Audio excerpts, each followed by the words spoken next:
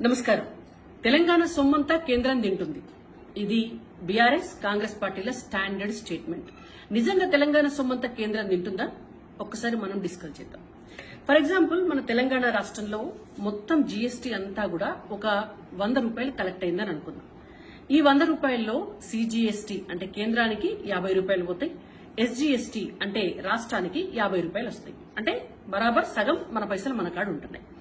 ఒకవేళ మన తెలంగాణ రాష్ట్రంలో ఇక్కడ ఆంధ్రప్రదేశ్లోనో మహారాష్ట్రలో కర్ణాటకలో తయారైనటువంటి వస్తువులని మనం ఇక్కడ కొని జీఎస్టీ పే చేసినాం అనుకోండి, దాన్ని ఇంటిగ్రేటెడ్ జీఎస్టీ అంటారు. రెండు రాష్ట్రాల మధ్య జరుగుతుంది కాబట్టి అప్పుడు ఆ ఇంటిగ్రేటెడ్ ఐజీఎస్టీలో సగం కేంద్రానికి పోతే సగం వస్తువులను కొనుక్కున్న రాష్ట్రానికి వస్తుంది. అంటే ఇక్కడ కూడా 50% మన పైసలు మనకు వస్తున్నాయి.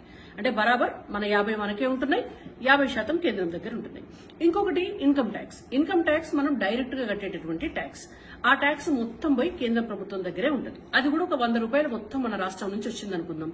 ఆ 100 రూపాయలకు 100 రూపాయలు కేంద్రం దగ్గర ఉంటాయి. అంటే ఈ 50 ఆ 100 150 రూపాయలు వాళ్ళ దగ్గర ఉన్నాయి అనుకుందాం. మొత్తానికి 50 రూపాయలు మనకు ఆల్రెడీ ఉన్నాయి. ఈ 150 రూపాయల నుంచి మళ్ళీ ఒక 42% tax devolution funds, finance commission recommendations తో ఇంకొంచెం ఎక్కువ కూడా రావచ్చు, అప్పుడప్పుడు కొద్దిగా తక్కువ కూడా రావచ్చు. అవి మన రాష్ట్రానికి వస్తాయి.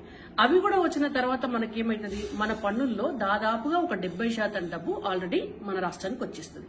ఇంకొక 25-30% డబ్బులు ఉన్నాయి కదా అని మనం అనుకోవచ్చు.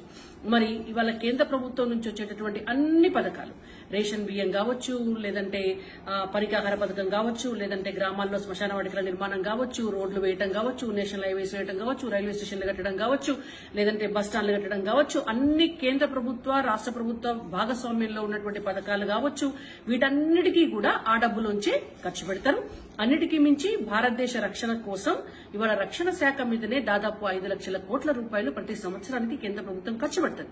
మొన్న ఆపరేషన్ సింధూర్ జరిగితే మనం అందరం కూడా యుద్ధం చేయండి అన్నాం. 20 నిమిషాల్లో పాకిస్తాన్ మీద రాడార్లను పేల్చినప్పుడు మనం యానిమేషన్ సినిమా చూసినాం. మరి ఆ ఆయుధాలన్నింటినీ కూడా కొనడానికి డబ్బులు ఎక్కడి నుంచి వచ్చినాయి? మన సైనికుల దగ్గర అంత సంపత్తి, అంత స్ట్రాంగ్ గా మన ఆర్మీని తయారు చేయడానికి మరి డబ్బులు ఎక్కడి నుంచి పెట్టినాం? అంటే ఆ మిగిలినటువంటి డబ్బుల నుంచి ఖర్చు చేస్తారు. కాబట్టి మన కోసము, మన పథకాల కోసము, మన అభివృద్ధి కోసము, మన దేశ రక్షణ కోసము, మరియు మన రాష్ట్ర డబ్బులు మనకివ్వడం కోసమే కేంద్రం ఎప్పుడైనా కూడా పనిచేస్తుంది. కాబట్టి ఊరికనే బీఆర్ఎస్ పార్టీ వాళ్ళు, కాంగ్రెస్ పార్టీ వాళ్ళు మాట్లాడినట్టుగా తెలంగాణ సొమ్యం కేంద్రం తినదు. ఈ 11 సంవత్సరాల కాలంలో 10 లక్షల కోట్ల రూపాయలు కేంద్రం నుంచి తెలంగాణ రాష్ట్రానికి రిటర్న్ వచ్చినాయి. మన తెలంగాణ అభివృద్ధే కేంద్ర ప్రభుత్వ లక్ష్యం.